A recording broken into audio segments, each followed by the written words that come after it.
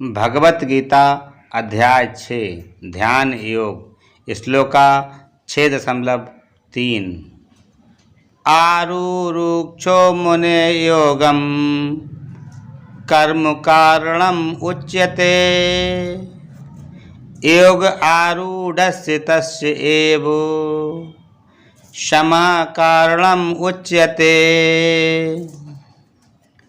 भावार्थ: अष्टांग योग के नव साधक के लिए कर्म साधन कहलाता है और योग सिद्ध पुरुष के लिए समस्त भौतिक कार्यकलापों का त्याग ही साधन कहलाता है।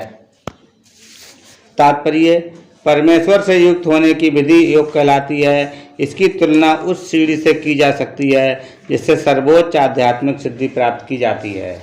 यह सीढ़ी जीव की अधम अवस्था से प्रारंभ होकर आध्यात्मिक जीवन के पूर्ण आत्म साक्षात्कार तक जाती है।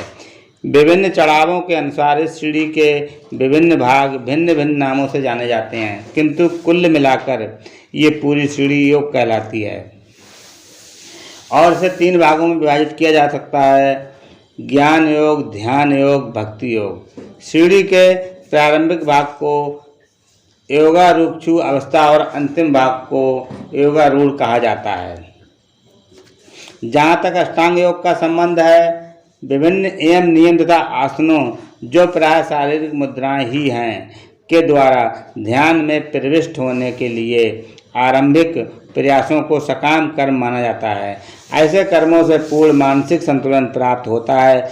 इससे इंद्रियां बस में होती हैं। जब मनुष्य पूर्ण ध्यान में सिद्धहस्त हो जाता है तो विचलित करने वाले समस्त मानसिक कार्य बंद हुए माने जाते हैं। किंतु कृष्ण भावना भावित व्यक्ति प्रारंभ से ही ध्यान व्यवस्थित रहता है, क्योंकि वह निरंतर कृष्ण का चिंतन करता है।